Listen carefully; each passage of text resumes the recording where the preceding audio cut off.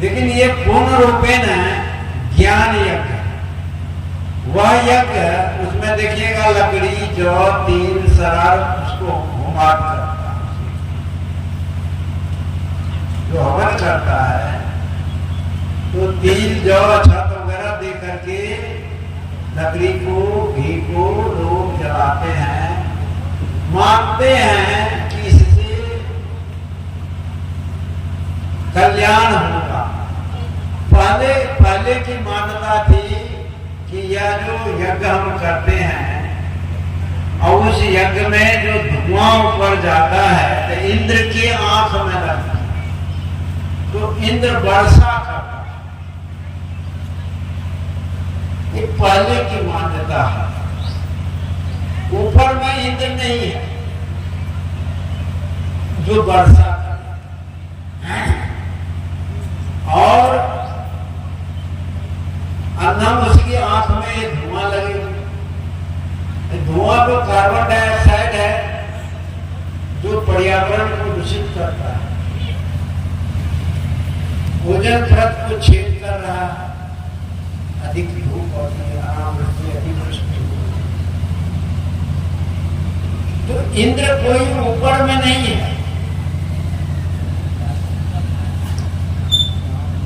अभी G20 का भारत में शिखर सम्मेलन हुआ, ध्यान से सुनना। तो आर्टिफिशियल बारिश हुई, वर्षा हुई थी। बारिश क्यों की गई? बारिश सरकार के द्वारा कराई गई। जो हाइड्रोजन गैस को छोड़ा गया और उससे वहां दिल्ली के आसपास में घने बादल छाया और बारिश हुई। इंद्र कौन हुआ? आप हैं कि और अलग कोई इंद्र? आप इंद्र हैं।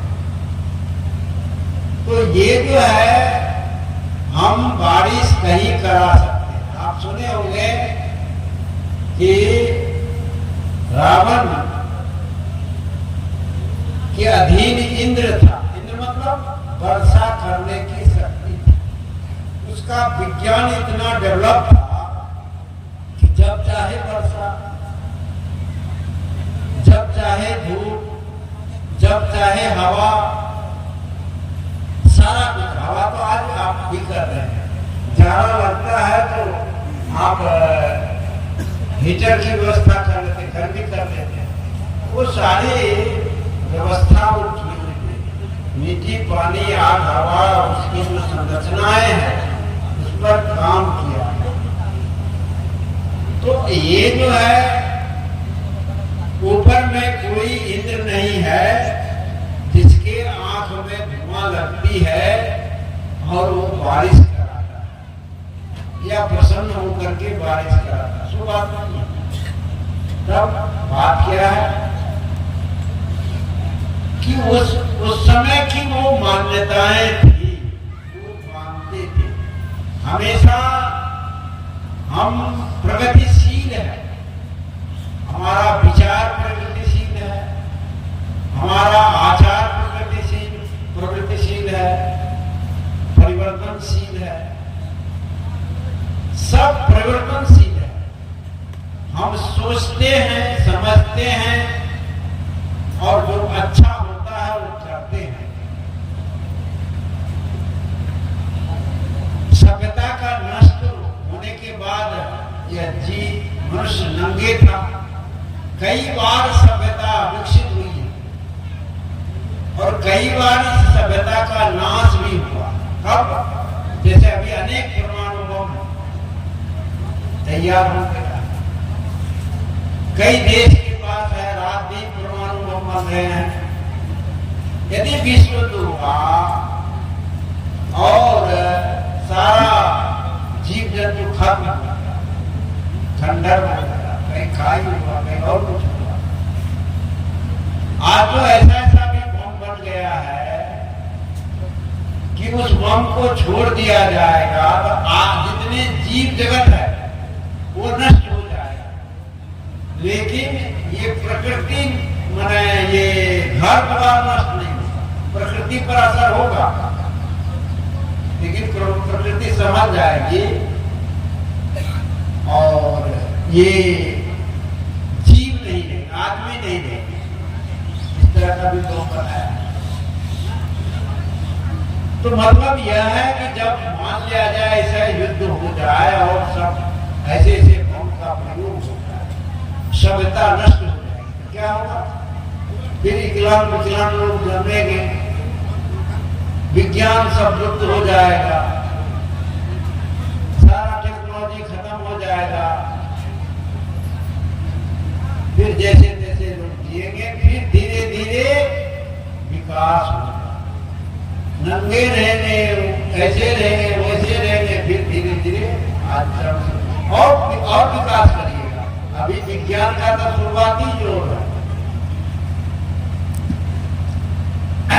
यहाँ भारत से इसरो वैज्ञानिक अपना चंद्रयान 3 को भेजा, वहां से सारा डाटा यहाँ पृथ्वी पर भेज दिया। कहा वहां एक 14 दिन की रात और 14 दिन के दिन होता है। तो 14 दिन से पहले कहा कि सूर्यास्त हो जाएगा, ठंड हो जाएगी, रात हो जाएगी, उससे 2 दिन पहले ऊर्जावान स्थिति में ही उसको सुला दिया। जब धूप होगी तो फिर जगा दिया। हम है पृथ्वी पर, हमारा यंत्र कहाँ काम कर रहा है? चंद्रमा। भगवान यहाँ है, भगवान वहां है, चंद्रमा पर। चौरचन पूजा हुआ होगा ना, अभी चौरचन हो गया ना। चंद्रमा का केला उला की नहीं, छाछी नाची फिर गए। वहां पर विक्रम लैंडर पड़ा हुआ। तो मतलब यह है, वो जिस तरह से ये ग्रह है पृथ्वी, इसी का भाग उपग्रह है। वहां पानी खोज रहा, बहुत सा तत्व को खोजा हमारा यंत्र। तो आज मनुष्य ही भगवान है। कब? जब आपके दिशा सही हो, आपकी सोच सही हो, आपका कर्म सही हो, आपका विचार सही हो, तो आप जितने भाई बैठे हैं भगवान है, और ये जितने बहनें बैठी है सब भगवती है। लेकिन जब आपका विचार सही नहीं है, आपकी सोच सही नहीं है, आपका कर्म सही नहीं है, तो आप भगवान नहीं है, ये भगवती नहीं है। भगवान, भगवती, परमात्मा क्या है? एक उपाधि है, किसको? इसी जीव को दिया जाता है। जो अच्छे व्यक्ति होते हैं उसको हम कहते हैं कि इस धरती का भगवान। जो भगवान क्यों कहा? दूसरे के हित के लिए जो जिए, अपने लिए तो चींटी भी जी लेती है। चींटी के बिल में जाकर के खोद के देखिए कितना अन्न रहता है। चावल का कण, मिश्री का कण, चीनी का कण ढो ढो करके वह बिल में जमा करके और अपने भर दिन खाती है, जीवन में खाती, फिर सर भी जाता, अपना खा नहीं पाता, इतना धन वो जमा करता। और आप लोग भी वही करते हैं। आप लोग भी क्या जमा करते हैं? धन ही में जमा करते हैं, खाने पीने की चीज, किससे अतिरिक्त कुछ करते हैं। तो चींटी में और आप में क्या अंतर? कोई अंतर नहीं। चींटी भी जमा करती है, आप भी जमा करते हो, लेकिन चींटी के पास आत्मज्ञान नहीं है। वह सत्संग नहीं कर सकता, वह साधना नहीं कर सकती चींटी, लेकिन आप सत्संग कर सकते हो,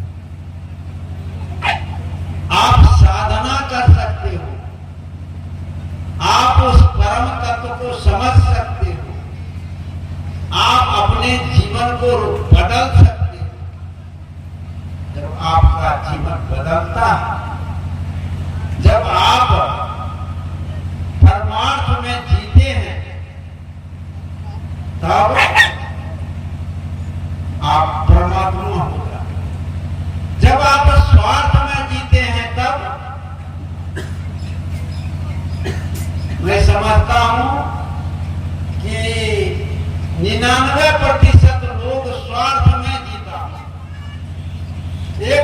प्रतिशत 100 आदमी में एक आदमी कोई हो या 1000 में एक आदमी हो जो परमार्थ में जीता,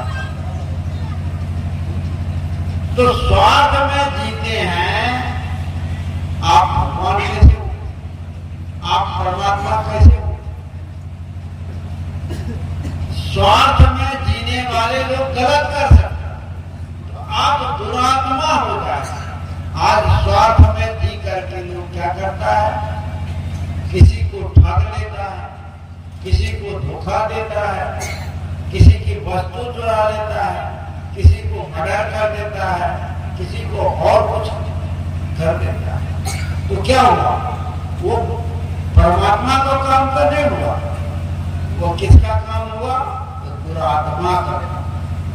आप दुरात्मा हो, परमात्मा नहीं हो, क्योंकि दूसरे की आत्मा में अपनी आत्मा को नहीं देखा। अपने आप को दूसरे की आत्मा में देखना वो परमात्मा का काम है। जो मैं हूं वही आप है, यह दिखाई देता है। यदि यह दिखाई देता है तो आप साधक हैं, यदि यह दिखाई देता है तो आप सत्संगी हैं, यदि यह दिखाई देता है तो आप ध्यानी है, ज्ञानी है, संत है। यदि नहीं दिखाई देता है तो आपका ध्यान झूठा, आपका वेश पाखंड, आपका सारा कुछ झूठा ही झूठा, या आप अधूरे हैं। अपने स्वरूप का ज्ञान किसके द्वारा होता है, गुरु के द्वारा। और जब स्वस्वरूप का बोध हो गया तो जो चेतन मैं हूं वही चेतन आप है। जो चेतना मेरे अंदर है, जो जीव का स्वरूप मेरे अंदर है, वही जीव का स्वरूप आपके अंदर। हमारे साधना के मार्ग में अहंकार बहुत बड़ा बाधक है। दो शब्द रट लिए, थोड़ा सा बोलने के लिए आ गया, थोड़ा सा पढ़ने के लिए आ गया, उस अहंकार को खत्म कर दो तो हमारे अंदर प्रेम पैदा हो। कबीर साहब कहते हैं